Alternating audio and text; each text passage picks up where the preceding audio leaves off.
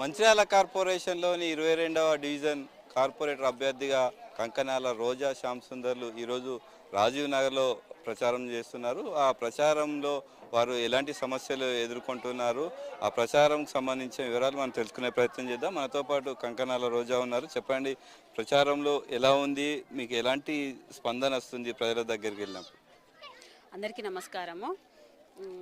పూజ్యులైనటువంటి ప్రేమ్సాగర్ రావు సురేఖమ్మల గారి ఆశీస్సులతోటి 22వ వార్డు నుంచి నేను అభ్యర్థిగా నన్ను ఎన్నుకోవడం జరిగింది. సో దీన్ని దృష్టిలో పెట్టుకొని నేను 22వ వార్డులో ప్రచారం చేయడం జరుగుతుంది. దీంట్లో ప్రజలందరూ నాకు సపోర్టుగా, నాకు మద్దతు తెలుపుతూ నాకు నా యొక్క ఈ గెలుపుకు చాలా సహకారాన్ని అందిస్తున్నారు. బ్రహ్మరథం పడుతున్నారు. నాకు ప్రతి ప్రచారంలో ఎక్కడికి వెళ్ళినా కానీ బ్రహ్మరథం అనేది పడుతున్నారు. చాలా మంచిగా స్పందిస్తున్నారు. నాకు ప్రజలు వెళ్ళినప్పుడు ఏం సమస్యలు ప్రధానంగా మీకు చెప్తున్నారు?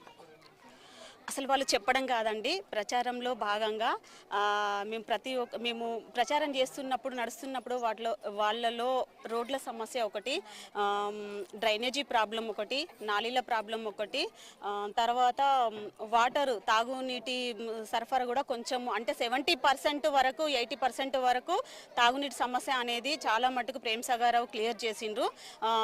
ఒక 30% 25% వరకు అక్కడక్కడ కొంతమందికి వాటర్ అనేది సప్లై లేదు.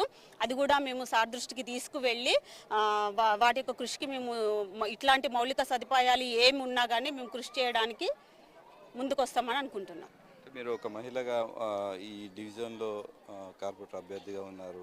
మీరు మహిళలు ఏమని చెప్తున్నారు? అంటే కొద్దిగా ఎక్కువ మహిళలకు కొన్ని సమస్యలు ఎక్కువగా చెప్తుంటారు, అందులో ప్రధానంగా ఏం చెప్తున్నారు? ప్రధానంగా అంటే డ్రైనేజీ ప్రాబ్లం ఎక్కువ చెప్తున్నారండి, వాటర్ది ఎక్కువ చెప్తున్నారు. రోడ్లు కూడా పాపం వాళ్ళు అసలు నడవడానికి చాలా అంటే చాలా ఇబ్బందిగా ఉంది. డే టైంలో కిందనో మీదనో పడి నడవగలుగుతారు, కానీ నైట్ టైంలో మాత్రం నడవడము చాలా అంటే చాలా ప్రాబ్లంగా ఉన్నది. సో నన్ను మాత్రం గెలిపించిండ్రు అనుకో వీళ్ళు, ఇవన్నీ నేను సార్ యొక్క దృష్టికి తీసుకువెళ్ళి వీటిని అభివృద్ధి పరిచేటట్టుగా నేను వాళ్లకు ముందుండి ఈ అభివృద్ధి పనులను కొనసాగిస్తానని నేను అనుకుంటున్నాను, ఆశిస్తున్నాను. అంటే గత ప్రభుత్వం 10 సంవత్సరాలుగా ఇక్కడ అభివృద్ధి చేసిందని చెప్తున్నారు. ఈ రాజీవ్ నగర్కి సంబంధించిన విషయంలో మేము చేసిన రోడ్లు తప్ప ఇప్పటి వరకు ఈ కాంగ్రెస్ ప్రభుత్వం మాత్రం ఎలాంటి అభివృద్ధి చేయాలని చెప్పి ఆరోపణలు చేస్తున్నారు. దాని మీద మీరేం చెప్తారు? అభివృద్ధి పనిలో భాగంగా అంటే ఇంటర్నల్గా 2,40,00,000 పెట్టి గతంలో రోడ్లు వేయించడం జరిగింది. అది చాలా మెయిన్ రోడ్డుగా వేయించడం జరిగింది. అది చాలా ప్రాబ్లంగా ఉండేది. ఇట్లాంటివి ఇంకా కూడా ఎన్నో అభివృద్ధి కార్యక్రమాలు చేపట్టి వీరి యొక్క సమస్యలను తీర్చడానికే మేము కృషి చేస్తాము. దాంతో పాటు కంకనాల శ్యామ్ ఉన్నారు. చెప్పండి, ఎట్లా ఉంది ప్రజలకు వెళ్ళినప్పుడు? ఒకవైపు ఏమో కాంగ్రెస్ ప్రభుత్వం 2 సంవత్సరాలు అయింది, ఎలాంటి అభివృద్ధి చేయలేదు, ఈ రాజీవ్ నగర్ ఎట్లుంది అట్లనే ఉంది అని చెప్పి కొన్ని ఆరోపణలు చేస్తున్నారు టీఆర్ఎస్ నాయకులు. మీరేం చెప్తారు? స్పందన చాలా బాగుంది ప్రజల నుంచి. ఎందుకు అంటే గతంలో మెయిన్ రోడ్డు ఫస్ట్ మనం ఏదైతే మంచిర్యాల నుంచి కనెక్టివ్గా రాజీవ్ నగర్కు ఉన్న రోడ్ మెయిన్ రోడ్డు చాలా గుతుకలుగా చాలా అధ్వాన పరిస్థితిలో ఉండే. దాన్ని ఇప్పుడు 3,40,00,000 పెట్టి తార్ రోడ్గా 60 ఫీట్ రోడ్గా చాలా అద్భుతంగా చేశారు ప్రేమ్సాగర్ రావు గారు మేడం. తర్వాత అదేవిధంగా 2,20,00,000 రూపాయలు పెట్టి internal roads drains maximum complete చేయడం జరిగింది. ఇంకొక 25% ఉన్నాయి. సార్ ఒకటే చెప్పారు, మీ పదవీ కాలం అయిపోయే లోపు అక్కడ ఏ సమస్య లేకుండా రోడ్లు కానీ డ్రైన్లు కానీ అన్నీ కంప్లీట్గా చేపిద్దామని చెప్పారు. ఒకటి ఇందాక అడిగారు తాగునీటి సమస్య అనేది ఇప్పటి నుంచి కాదు, స్టార్టింగ్ నుంచి ప్రాబ్లం ఇదే ఉంది. ఒక 70% కంప్లీట్ అయిపోయినాయి. దాదాపు ఒక 25% అక్కడక్కడ ఒక చిన్న ప్రాబ్లమ్స్ ఉన్నాయి. అవి కూడా మా దృష్టికి తీసుకొచ్చారు. తర్వాత మేము ఎన్నికైన తర్వాత తప్పకుండా వీటిని కంప్లీట్ చేసే ప్రయత్నం చేద్దాం. అభివృద్ధిలో భాగంగా విషయం ఏంటంటే ఈ రాజీవ్ నగర్ ఏర్పడ్డదే గత 10 సంవత్సరాల క్రితము కాంగ్రెస్ పార్టీ అధికారంలో ఉండే. వైఎస్ రాజశేఖర రెడ్డి ముఖ్యమంత్రి ఉన్నప్పుడే, ఈ కాంగ్రెస్ పార్టీ అధికారంలో ఉన్నప్పుడే రాజీవ్ నగర్ మొత్తం డెవలప్ అయింది. రాజీవ్ నగర్ 2004లో 2004లో మా అక్కయ్య గారు కౌన్సిలర్ ఉండే, అప్పుడు మేము కూడా పోటీ చేసి గెలవడం జరిగింది. మేము ఇక్కడ 360 ప్లాట్లు ఇచ్చినాం. మాతో పాటు ఇందిరమ్మ ఇల్లు ఒక 90 ఇండ్లు ఇందిరమ్మ ఇల్లు కూడా కట్టించడం జరిగింది. ఆ ఇందిరమ్మ ఇల్లే ఇప్పటికి కూడా ఉన్నాయి తప్ప బీఆర్ఎస్ ప్రభుత్వం 10 సంవత్సరాలు పరిపాలించినా కూడా ఒక్క ఇందిరమ్మ ఇల్లు ఇచ్చిన పాపాన పోలేదు. ఎవరికి బిల్స్ కూడా కరెక్ట్ రాలేదు. ఇప్పుడు మళ్ళీ మన ప్రభుత్వం వచ్చిన తర్వాతనే ఆ ప్రభుత్వం అంతకుముందు 10 సంవత్సరాల క్రితం ఉన్నప్పుడు ప్రభుత్వం ఏదైతే ఉందో అప్పుడు ఇచ్చిన రేషన్ కార్డులు, ఇంటింటికి ఇచ్చిన తెల్ల రేషన్ కార్డులు ఉన్నాయి. తర్వాత మళ్ళీ బీఆర్ఎస్ ప్రభుత్వం వచ్చిన తర్వాత ఒకరికి రేషన్ కార్డు ఇచ్చిన పాపాన పోలేదు. మళ్ళీ ఇప్పుడు కాంగ్రెస్ పార్టీ వచ్చిన తర్వాతనే రేషన్ కార్డు ప్రవేశపెట్టడం జరిగింది. అదే రేషన్ కార్డులకు సన్న బియ్యం కూడా ఇవ్వడం జరుగుతుంది. గమనించాలి దయచేసి ప్రజలందరూ.